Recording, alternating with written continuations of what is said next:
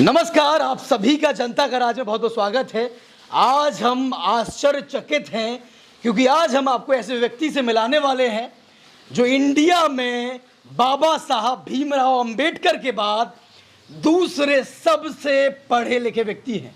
वो हमें लगता है केवल इंडिया के नहीं, ये विश्व के भी सबसे दूसरे नंबर के सबसे ज़्यादा पढ़े लिखे व्यक्ति होंगे, क्योंकि इनके पास हाई स्कूल की 10 मार्कशीट है। 10 बार इन्होंने हाई स्कूल किया है, 7 बार इन्होंने इंटर किया है, बीए कितने बार किया है ये हम इन्हीं से जान लेंगे। सबसे पहले इनका नाम हम जानते हैं और जनता का राज में इनका स्वागत करते हैं। तो जनता का राज में आपका बहुत बहुत स्वागत है दिनेश जी। एक बार फिर से अपना नाम, गांव का नाम, ये सब बता दीजिए आप। पहले तो मेरे प्रिय दर्शकों को मेरा नमन और स्वीकार हो सब, और दूसरी तरफ आप इतने दूर से हमारे घर पर चलकर आए हैं, मैं आपका भी वंदन और अभिनंदन करता हूँ। Thank you. आपके एक सवाल के जवाब में जो पूछा गया कि हाई स्कूल, मैंने यहाँ से हाई स्कूल 10 बार किया है, 7 बार इंटर किया है, BA, BSc human right, tourism, computer, ITI 3 बार, electrical environment turner, B pharma, BTC, MA, MEd, तमाम प्रकार की डिग्रियां हासिल करने के बाद मुझे लगता है कि शायद हमारे शहर में, क्या प्रदेश में भी शायद इतनी डिग्री किसी के पास नहीं होगी जो मैंने हासिल की हैं। बिल्कुल, और हो सकता है जो ऑडियंस देख रही है स्क्रीन पे मन लगा के वो ना हमारी बातों पे भरोसा करे ना इनकी बातों पे भरोसा करे, क्योंकि जब फ़ोन पहुंचा यहाँ से पुष्पेंद्र जी का तो हमने भी भरोसा नहीं किया। हमने कहा यार कैसे व्यक्ति ऐसा कर सकता है, कैसे संभव है, व्यक्ति कर सकते हो, घर वाले कैसे मानेंगे। लेकिन हम सबूत के साथ आपको सब कुछ दिखाते हैं। तो दिनेश जी अपनी हर एक डिग्री जो है जल्दी जल्दी दिखाते जाइए। पहले 10 वाली जो 10 डिग्री है वो दिखाइए। ज़्यादा समय न लेते हुए बहुत शीघ्र आपको डिग्रियों का, ये हमारी हाई स्कूल की डिग्रियां हैं। बिल्कुल, ये सामने दिखा देते हैं, कैमरा में दिखाई दे। एक जल्दी जल्दी, 1 2 3, एक डिग्री पे फोकस भी कर लीजिए ताकि ऑडियंस को समझ आए। दिखा दीजिए करीब आके, कितनी हो गई? 4, 5वीं दिखाइए, करीब से दिखाइएगा थोड़ा। 5, सन देखिएगा, सन पे गौर करिएगा। फोटोज भी क्लिक करके सब डाल देंगे हम। 6वीं दिनेश जी, ये 6वीं है।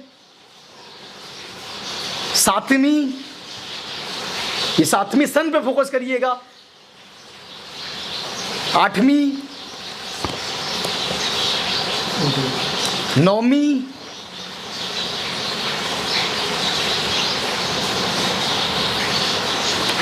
और ये 10वीं। और सवालों की हम बात करें और सवालों के जवाब हम दिनेश जी से जाने, उससे पहले आपको बता दें ये एक वैज्ञानिक भी हैं, तरह तरह के आविष्कार करते रहते हैं, लगातार आविष्कार करते रहते हैं। जब बड़ी बड़ी नौकरियां इन्होंने हासिल की तो उन्हें ठोकर मार दी। बाद में जब इन्हें लगा कि नहीं अब कुछ ना कुछ पकड़ना चाहिए तो अब ये सफाई कर्मी की नौकरी करते हैं। लेकिन ये दुर्भाग्य हमारे देश का, ये दुर्भाग्य है जो हमारे नेता हैं, उन्हें इस चीज़ पर देखना चाहिए कि इतने टैलेंटेड व्यक्ति हमारे बीच में हैं। वैज्ञानिक है, सामने दिखाइए जिन्होंने प्रैक्टिकल किया है। इस सड़क है, प्लास्टिक से बनी सड़क है। दिनेश जी कितना समय हो गया इस प्लास्टिक की सड़क को बने हुए? प्लास्टिक सड़क करीब हमने 2005 में बना के तैयार कर ली थी। इसके पहले मैं पंजीकृत ठेकेदार था, चित्रकूट कर भी एक जिला पड़ता है उत्तर प्रदेश का, उसमें मैं पंजीकृत ठेकेदार रह करके मुझे कुछ टेक्निकल इंजीनियरों का सहारा मिला, जिनकी सहायता से और अपनी स्टडी से मैंने एक नया शोध किया जो प्लास्टिक रोड बना करके तैयार किया है। जो देश में जो फैल रही प्रदूषण, पर्यावरण प्रदूषण कर रही है पॉलीथीन, प्लास्टिक, उसका सदुपयोग रिसाइकिल करके मैंने एक रोड तैयार की है। कमाल है। बताइए, तो वैज्ञानिक हमारे बीच में बैठे हैं जो उस जगह काम कर रहे हैं।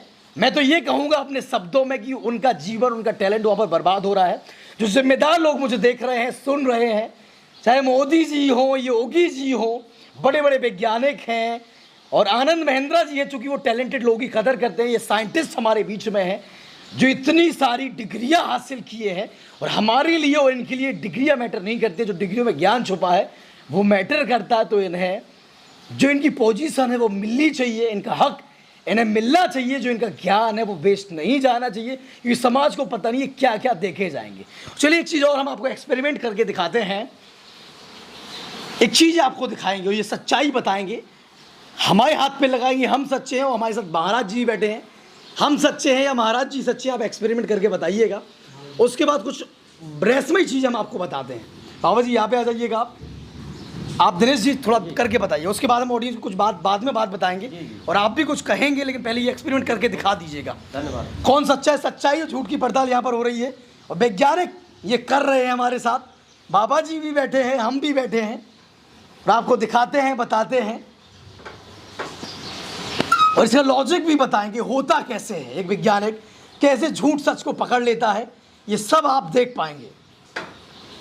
थोड़ा गौर करिएगा और देखिएगा थोड़ा। बाबा जी अगर सफ़ेद रहेंगे तो सच बोलते। ये दीजिए, बाबा जी का जो चूना है वो लाल हो गया है। बाबा जी गुस्सा पहले में कह रहे थे कि नहीं मैं झूठ नहीं बोलता। बाबा जी बचपन में झूठ बोला तो झूठ तो आपका पकड़ गया है, क्या कहेंगे इस पर? बचपन में झूठ बोला था या बाद में झूठ बोला, क्या कहेंगे इस पर आप?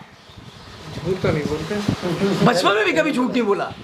बचपन में कभी बोला होगा तो नहीं। चलिए, तो बाबा जी का सच पता चल गया। हमें भी लगाइएगा थोड़ा, हमें भी आप पत्तियाँ आप करिएगा दिनेश जी, हम भी थोड़ा ये देखते हैं, जानते हैं। हमारे साथ वैज्ञानिक हैं और ये सच्चाई हम दिखा रहे हैं। ये देखिए बाबा जी का झूठ पकड़ा गया, हम भी देखें हम झूठे हैं या सच्चे हैं। अगर हमारा जो चूना है वो सफ़ेद रहेगा तो ये मानिए कि हम सच्चे हैं, नहीं तो हम भी झूठे हैं, ये मान के चलिए। आप थोड़ा दूसरी उंगली से लगाइए क्योंकि ये लाल है पहले से, वरना हम भी झूठे हैं और मतलब हम भी झूठे हैं दिनेश जी, बिल्कुल। तो हम भी झूठे हैं। अब बाबा जी चूँकि थोड़ा सदमे में आ गए हैं तो हम थोड़ा ये बता दें कि जो बाबा गांव में आते हैं फ्रॉडपंती करते हैं कि आपका ये बता देंगे वो बता देंगे, पहले हमने माहौल टाइट किया है तो बाबा जी वास्तव में समझ गए कि ये कुछ सच्चाई है और हम पकड़े गए हैं। लेकिन ये अब इसका लॉजिक समझा दीजिए थोड़ा। देखिए मैं आपको बता दूं माननीय पत्रकार साहब महोदय, ये कोई मैजिक नहीं है, ये कोई ऐसी ट्रिक्स नहीं है जो धरती आसमान से आई हुई है। ये सब केमिकलों के नियम हैं, उनके दस्तूर हैं, उनके एक आचार। अभी कभी दोबारा से अपने हाथ में लगाइएगा, जो आप यहाँ पत्ती लगा भी लेते फिर भी वो कलर चेंज नहीं होता, वो थोड़ा दिखाइएगा करके। देखिए मैं बता दूं आपको कि ये जो ग्रामीण क्षेत्रों में तो बिल्कुल ऑडियंस को जब तक ये हो रहा है, अब देखिए उसमें हमारे बाबा जी कलर चेंज हो गया, पत्ती भी लगाई है, पत्ती आपने लगा ली है, रगड़ी है, तो देखिए इनका कलर चेंज नहीं हुआ है। तो सबसे पहले कैमरा फोकस करिएगा थोड़ा, जो ऑडियंस गांव की ऑडियंस गुमराह होती है, जो गांव में बाबा आते हैं ये सब टोटका करते हैं गुमराह ना हो। ये केमिकल्स का कमाल है, ये सब कुछ नहीं है, ना कोई जादू है ना कोई सच बताया है, केमिकल्स है। चूंकि इन्होंने जो हम पे लगा दिया ये काम कर गया और लाल हो गया, इन्होंने भी पत्ती लगाई लेकिन लाल नहीं हो, तो अब लॉजिक समझ लीजिए। और झूठे जो बाबा होते हैं उनके चक्कर में बिल्कुल ना फंसिए। बाबा जी माफ़ी चाहेंगे, हमने जो परेशान किया आपको यहाँ वहाँ गोल गोल घुमा के। हाँ दिनेश जी आप बताइए। देखिए ऐसा है, इसमें कोई किसी प्रकार का तंत्र मंत्र या जादू टोना नहीं होता है। मैं इसलिए दर्शाना चाहता था इस चीज़ को कि हमारे ग्रामीण अंचलों में जो हमारे भोले भाले माताएं बहनें और हमारे पिता तुल्य व्यक्ति रहते हैं, तो उनमें क्या है कि बहुत सारे लोग चापलूसी करके बदमाशी करके ये लोग धन अर्जन कहीं जेवरात लेकर के या तमाम प्रकार के फ़ायदे ले जाते हैं। इनका कुछ नहीं है, केमिकल रिएक्शन है। केमिकल आता है मार्केट में, उस केमिकल को आप हाथ में लगा लीजिए। हाथ में लगाने के बाद आप किसी भी प्रकार से आप उनको दिखा सकते हैं, चाहे झूठ पकड़ लें या जेवरात ले लें या पैसा लूट लें। ये सब पारदर्शिता हमारे ग्रामीण में क्यों नहीं होती है? क्योंकि पढ़े लिखे नहीं होते। मैं तो सबसे ज़्यादा लोगों को ये कहना चाहता हूँ कि सबसे ज़्यादा शिक्षा बहुत लाभदायक, बहुत ज़रूरी है। आप यदि शिक्षा आपने अर्जित कर ली तो दुनिया में विश्व में कोई ऐसा व्यक्ति नहीं है जो आपको बेवकूफ़ बना सके और आपका फायदा ले सके। अब इसका लॉजिक समझाइएगा। पत्ती हमारे में भी केमिकल रिएक्शन हमारे में हो गई, आपके में क्यों नहीं हुई? मैं पहले से इसमें केमिकल लगाए हुए था, मैं सही आपको बता दूं। ये आपको बताना चाहता था कि आप भी इस चीज को माने कि जादू होता है। यदि आप लोग इस टाइप से मेहमान के रूप में ना आए होते तो मैं किसी भी प्रकार को आपको बेवकूफ़ बना सकता था और आप बेवकूफ़ बन सकते थे। बिल्कुल। मैं पारदर्शिता इसलिए करता हूँ मैं प्यारे ग्रामीण भाइयों से और शहर के लोगों से कि ऐसी बहुत सारी चीज़ें हैं, आप बिल्कुल तंत्र मंत्र की विद्या में ना पढ़ें, झाड़ फूंक की विद्या में ना पढ़ें। साइंस बहुत आगे निकल चुका है, उस पर विश्वास करें, वही आपका मार्गदर्शन है, वही जीवन का सफल नियम है। बिल्कुल। अब आपने जो हेलमेट बनाया है, पहले तो 12 की डिग्री भी हम देखेंगे, उससे पहले जो हेलमेट आपने बनाया कमाल का हेलमेट है। जब तक वो हेलमेट आदमी के सर पर नहीं लगेगा गाड़ी स्टार्ट नहीं होगी, आप कुछ भी कर लीजिए। और अगर हमारे देश में जो चालान करते हैं, ट्रैफिक पुलिस जगह जगह चौराहों पर खड़ी होती है, हेलमेट लगाइए चिल्लाती है, कई जाने हेलमेट से जाती हैं, तो क्यों ना इस हेलमेट को कंपलसरी कर दिया जाए।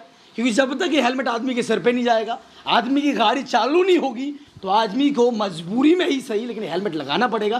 तो दिनेश जी, सबसे पहले हम इस हेलमेट की खूबियाँ जो है उनके बारे में जानते हैं और साथ ही साथ जिम्मेदारों से फिर से अपील है कि अगर हेलमेट में खूबियाँ आपको लगें तो इसे अडॉप्ट करवाइएगा ताकि सब लोग हेलमेट लगा सकें, तो सब लोगों की जान सुरक्षित हो सके। अब बताइए इस हेलमेट में देखिए क्या भैया, क्या खास है? ये हेलमेट बनाया हुआ मैंने इसका सुझाव या मेरे दिमाग में इस प्रकार से इसका आइडिया आया जब मैंने देखा कि बड़े बड़े रोड, बड़ी रफ्तार वाली गाड़ियां आ रही हैं मार्केट में और क्षण भर में हमारा व्यक्ति 100 की स्पीड से चलता है और पता चलता है 5 मिनट के बाद कि वो स्वनिद्रा में लीन हो गया है।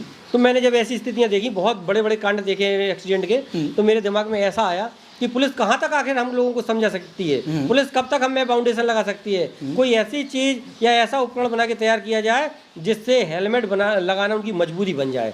जैसे गाड़ी चलाने के लिए एक चाबी बहुत कंपलसरी होती है, गाड़ी चलाने के लिए ऑयल, पेट्रोल या डीजल की बहुत आवश्यकता होती है, ठीक इसी प्रकार से हमने इसकी बाउंडेशन बनाने के लिए एक ऐसा हेलमेट तैयार किया है कि जब तक आप सर पर धारण नहीं करेंगे 2 व्हीलर वाहन किसी भी सूरत में स्टार्ट नहीं होगा।